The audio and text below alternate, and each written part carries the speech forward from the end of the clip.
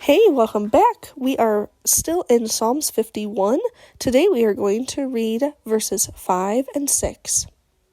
Surely I was sinful at birth, sinful from the time my mother conceived me. Yet you desired faithfulness, even in the womb. You taught me wisdom in that secret place.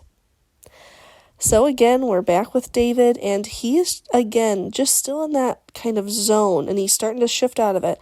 That zone of just realizing how deprived of sin we truly are. And he's like, I've been sinful since birth. Like, even since my mother conceived me, I've been sinful. Because the moment we enter the world, like, here is sin. It's part of who we are as humans.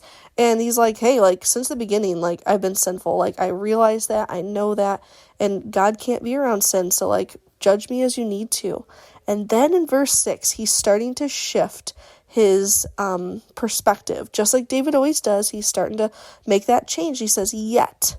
That's a big yet we need to pay attention to. Yet you, God, desired faithfulness even in the womb. You taught me wisdom in that secret place. God has a plan to rescue us since the moment we were born, since we were in our mother's womb. God has had this plan to rescue our souls, to redeem us and wipe us white as snow and just make us clean so that we can be with him. And I love that he says, like, you desired faithfulness even then, like that we would trust him and know that he is good and that he is loving and faithful himself. And it says, you taught me wisdom in that secret place.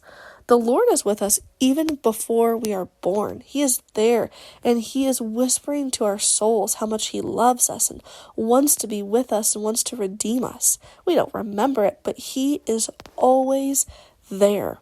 Now, I could go into like sanctity of life stuff, and I would love to, but that's not where this psalm is going.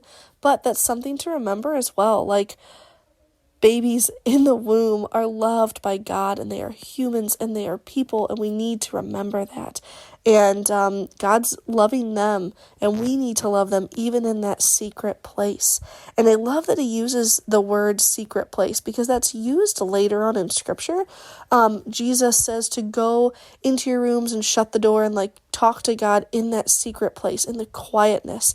And I just think that's neat how that correlates because we really get to know God in the secret places, in the quiet places.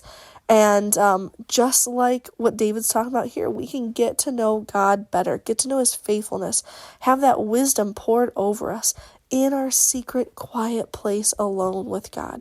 It might not be quiet, it might be loud, listening to worship music or something like that, but we can know that in those places, God desires that faithfulness, and he wants to teach us that wisdom that he so desperately wants to pour over us and help us know who he is. Join me back tomorrow because David, like I said, is switching gears, and it is going to be really fun to see where he goes next.